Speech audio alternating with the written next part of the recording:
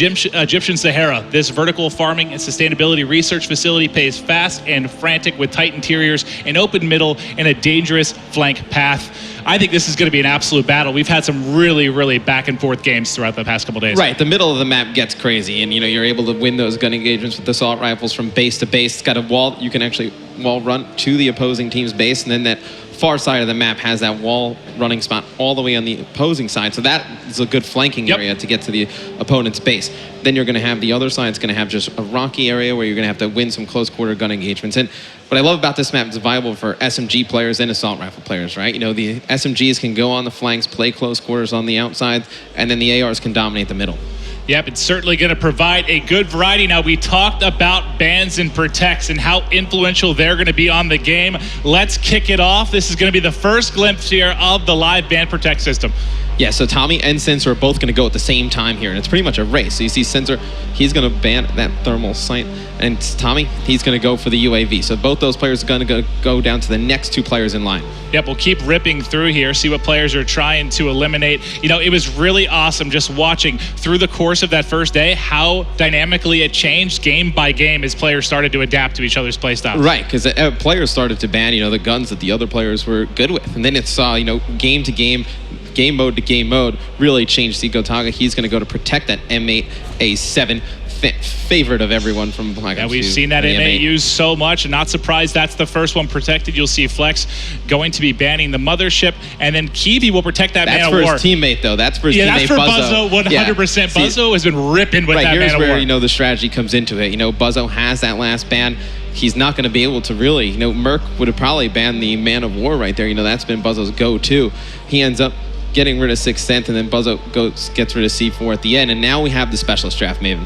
Yep, this is huge. Now, we've seen a lot of different game types. We've seen how these players have adapted again over the course of the past couple days. These picks are going to start to come in. You're going to see Annihilator coming in as first pick for Sensor and Tommy. Tell me a little bit about that specialist class.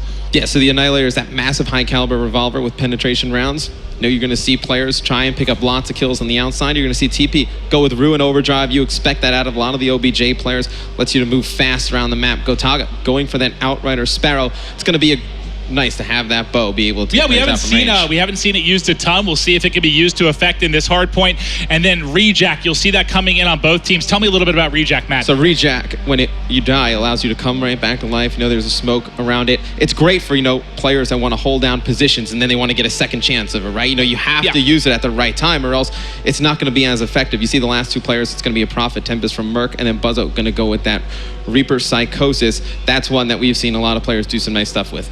Oh, yeah, the Psychosis, you're going to have those holograms. We've seen them use the drones. Able to, defensively, we've seen it offensively and hard points specifically. You'll have people set up in the hard point. You're trying to bust in. You send out the holograms, provide a bit of a distraction, then you're able to fly in with the sub, fly in with the AR, make a big play on the hard point. It's been phenomenal for me to see just how quickly, I know it's too early to develop. Innovating how they've been using this stuff, right? Exactly. The first day we saw them just kind of basically using them, just randomly whenever they got them. Now you're seeing them time when they use these specialist abilities really coming up clutch. We've seen a few times where that Rejack has come in, saved a team from losing those spawns, and then we've seen something where the Prophet Tempest it's able to just jump into a hill, clear, weaken 2 or 3 opponents. So it's going to be interesting game to game how this is going to change. And you'll see here the one bit we didn't talk about. You get to edit your class and score streaks before we hop into the action. Obviously, with how much more diverse this game's going to be, how much more you have to be familiar with different weapons, different score streaks. Before each game, you're going to have a chance to edit your class, get everything set to go. As soon as players ready up, we'll be ready to hop in. Again, game 1 is going to be hardpoint on Combine. I cannot wait to get the action, Matt. And as a team, you're really going to have to work together to pick, what are we going to ban? What are we going to protect? What order we're going to do it in? And then, as we said before, it's a race. So those first 2 players are trying to ban and protect the same thing. It's to whoever gets there first. All right, game 1, Team Kivi going up against Team Teepee. All right, I know this isn't the finals of a tournament, but I still need a prediction out of Matt. Who you picking in this one? Team Teepee is pretty strong. I'm going to be looking to see how Buzzo, though, plays for Team Kivi. He's got that Reaper Psychosis. With the assault rifle, you imagine they protected the man of war. He's going to have that in his hands. Going to be interesting to see how he's going to play. Well, speaking of what you talked about, Buzzo, I'm going to kick things off with him as we're getting ready to hop into the action. What's bound to be an amazing game 1. Yeah, and you're going to see them fight over this middle hard point. It's going to be right in the center of the map.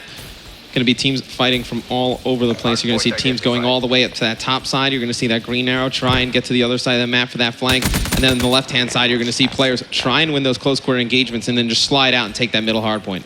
Yep, you can see via the X-ray.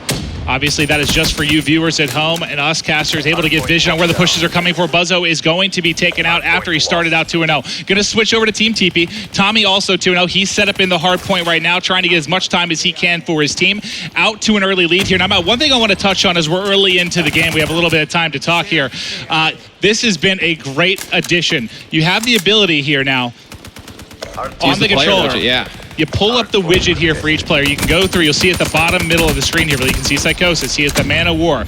You can go through all the perks, see everything that they have on their class, able to pop it right back out. It's incredible here for us and for you at home to see what's going on in the action. It's such a great little graphic end feature in the Concaster mode. I mean, makes it so easy for the broadcast. It just looks great and professional. And you see Buzzo on a 5 streak now, has that Psychosis ability. It'll be interesting to see when he decides to use that. He's getting close to his streaks as well, Maven, so he's going to try and set up for this next hill, regen some health, try and get those streaks. As we remember back to Black Ops 2 competitive play, how large were score streaks? Huge. It just completely changes the game. It's amazing to have them here in Black Ops 3, as we'll see Buzzo so close to streaks, and now he's going to have it set up. Going to have the Hellstorm missile, going to be set up for when he comes off a spawn. We're going to stay on with him as he's got his specialist ability up. He's fully got loaded. streaks. I mean, he has his specialist ability. He has 2 score streaks. The Hellstorm and that Guardian will decide when he uses it. And that's what's going to be the whole metagame, right? You're going to have that pre-match metagame deciding, what we're going to protect, what we're going to ban, what specialists we're going to use. And then in-game, right? When to use score streaks is such a large part of Black Ops 2. Now it's when to use your score streaks and specialist abilities, because those special abilities can change around the game, right? This hard point's so close. Let's say there was a Ruin with the gravity spikes. He was able to just jump in there, clear a hard point out like that. You wouldn't want to waste that. You see, that is going to be the Nomad using his rejack ability to come back to life right there. Yeah, I'm going to keep eyes on with Tommy real quick, just because he's 9-6. He has the Annihilator in his pocket when he's ready to use that. We've seen that be used very effectively in different game modes. There it is. There's the one-shot kill. Can he get a second? Able to pick it up as he's heating up with the Annihilator. See, he's got 5 shots left in that. They've got a 23-point advantage here, and Tommy's starting to roll. And we've seen some players do some great things with the Annihilator pistols. He absolutely destroys Gotaga there. And they're just able to push out those spawns and really just lock it down for the team. I mean, how huge on a hardpoint Maven is when your team gets control, you're able to push out, take 2-3 players out from the next wave of the opponent. It's able to buy your team, 20-30 seconds on the hill. Well, we had Kivi in the hill. He's 11-9, going to end up dropping here. They're trailing big time. We've seen some great comebacks in this game already as we've been watching just the action again over the past couple days. We already see Sensor here. He's going to push forward with the Kuda. Not able to win that gunfight. He is going to end up dropping. They're starting to mount the comeback right now for Team Kivi. And I got to go back to Buzzo, though. He hasn't even used his streak set. He's still holding on to the specialist. I'm going to keep going back to him just so you at home can get an eye of when he's going to start to put these into effect. Yeah, you definitely want to see right? his Psychosis come into effect. It's going to be awesome. So you see that Nomad ability, that rejack coming into effect again. He had no idea where that player was going to come up and go once he's out of that smoke. And see, Buzzo gets taken out by that guy, but it's all timing on when to use these, Maven. You see Buzzo just waiting for the perfect opportunity to do so, because his team is still pretty close in the game, right? There's no reason to panic right now. Still 6 minutes, 20 seconds to go. You're going to expect him to hold on to it when it's really, in a clutch situation. And Teepee right now, on the side of Team Teepee, starting to pull away a bit here. 40-point advantage. I'm going to stay with him through the respawn. He's 16-11. You can see he has his specialist ability locked and loaded as well. Beginning to heat up here. Starting to really pull away. Excellent job from his side thus far. The specialist abilities are going to change from player to player. You see the overdrive is going to be activated by Teepee. He's going to get that fast player movement cross map. You're going to see OBJ players in lots of, objective-based game modes obviously use this, and as he's using that Kuda, probably the favorite of the SMGs from the players thus far. Yeah, you can see how fast he was able to get into the action, get back to that hard point, pick up the 2-piece there with the sub. Great stuff from Teepee, and they're completely in control of this game right now. Look back to Black Ops 2, right, for competitive games. There was the OBJ players, the anchors. Now, with the specialist abilities, you're going to have different, anchors and OBJ players play differently. Like an anchor, for instance, would probably use the Outrider Sparrow, the compound bow, able to just stay at range and pick players off. Maybe they use the Annihilator pistol, able to pick up some easy kills on the rotation, or even, you could say you could use the combat focus, earn more towards score streaks. While it's activated, rack them up. And here's you see the compound bow come into effect. Sorry, Sensor, going to stick that one in your back. He's going to tag him up, just trying to pick one up, gets hit markers, and in comes the Sparrow kill for Gotaga as he's able to take down Merc. It's such an awesome animation when he hits him with the bow. It's just awesome. Watch the players fly back. You see Tommy with that Annihilator pistol yet again, picking up another one. He has been so good on when to use that. No, he's done a great job knowing when the players are coming off spawn and from where, and then using that specialist ability, able to pick up 2-3 kills for his team. And Buzzo pushing in, still has the Hellstorm, still has his specialist to work with as well. He's got 3 players in front, getting pushed, not able to clean it up. You can see we've got like 5:45 on the clock right now, and this one just continues to pull away here. Yeah, and you see Flexi with the Kuda, going to be playing pretty OBJ-minded near the hill. He's going to have one player use that reflex ability outside.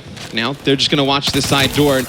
Hardpoint is such a great game mode, Maven. You know, for the people new at home, why don't you explain what Hardpoint is? I mean, for Hardpoint, we're going to be playing to a max of 250. Obviously, this is going to be rotating basically on a 60-second timer as they're going to look to control, you know, you can call it the hill.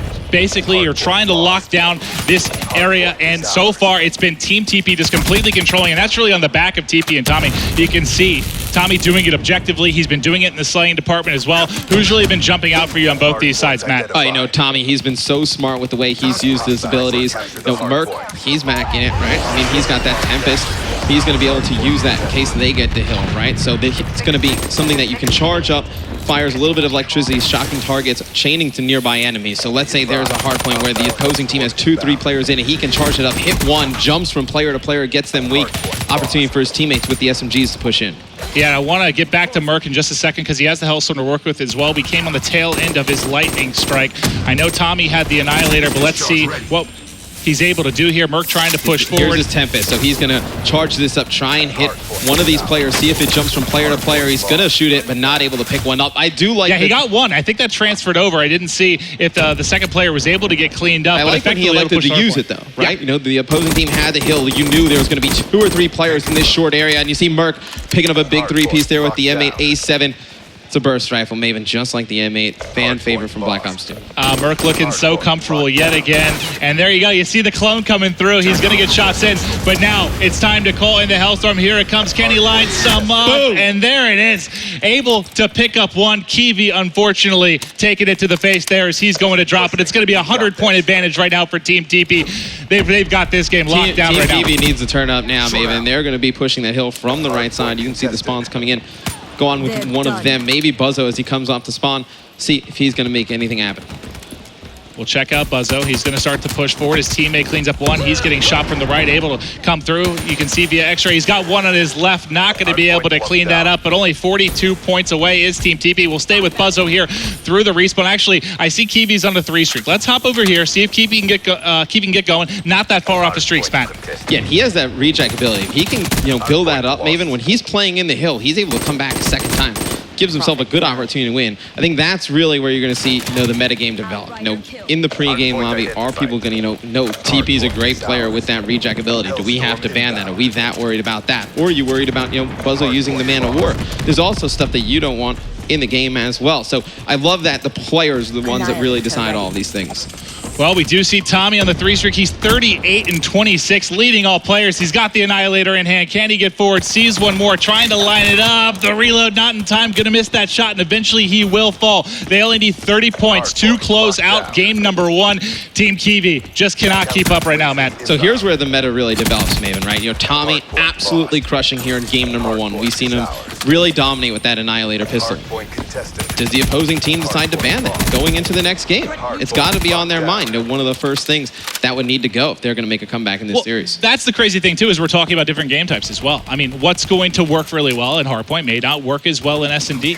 What's working well in S&D, you know, not the same for Uplink. So it's going to be amazing. And, you know, obviously there hasn't been a ton of time for these games to kind of develop a meta and get forward with these players. But there's going to be so much over time. Like, the way this is going to change, it's going to be so fun to watch how it works out. Month to month, day to day, the meta is going to change in this game, right? You know, players are going to say, hey, for an OBJ player, maybe this specialist and this setup works well. And then the next month, once teams start to adjust and, you know, ban some of the things that the OBJ players are using, they're going to have to pick a new kind of default loadout. So it's going to change from game to game, month to month. It's just going to be amazing for Call of Duty Esports. Well, I'm going to go on with Team Kivi, Matt.